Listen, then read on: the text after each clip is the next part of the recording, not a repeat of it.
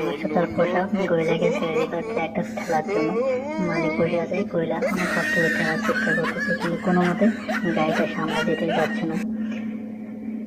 চেষ্টা পরে গয়লাটা দেখতে আসলো, দেখতে এসে দেখলো হ্যান্ডব্যাগটা এখনো সরায় নাই। না সরায় মালিক বলল সরি, ভুল হয়েছে।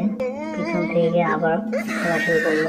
গয়লাটা আস্তে আস্তে ঠেলতে ঠেলতে ট্রাকটা কোনো মতে স্টার্ট করতে পারলো। স্টার্ট করে তার মালিক তাকে ছেড়ে একা একা চলে যেতে লাগলো। সেখানে কথা বলতে বলতে চলে গেল।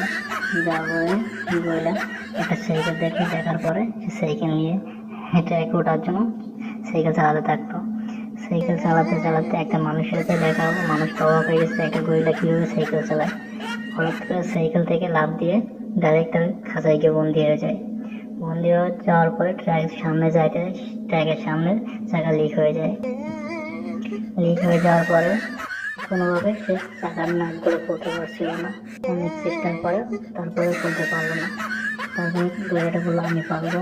তারপরে মালিকটা এসে মালিককে অনেকবার ইশারা করে বলার পরে মালিক বলল তুই এইগুলো পারবি।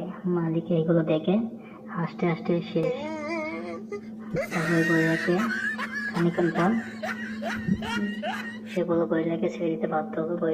গয়লা বললো আমি পারবো, আমাকে ছেড়ে দাও। তারপর গয়লা তার চাকা এটা নিয়ে আস্তে আস্তে চাকাটা খুললো। খোলার পরে নতুন একটা টায়ার লাগানোর পরে নাটগুলো টাইট দিল।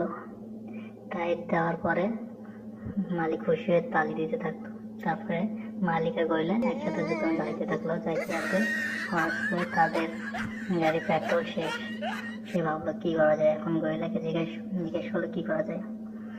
ওকে পেট্রোল পাম্পে এসে সেটা তেল লোড করতে লাগলো।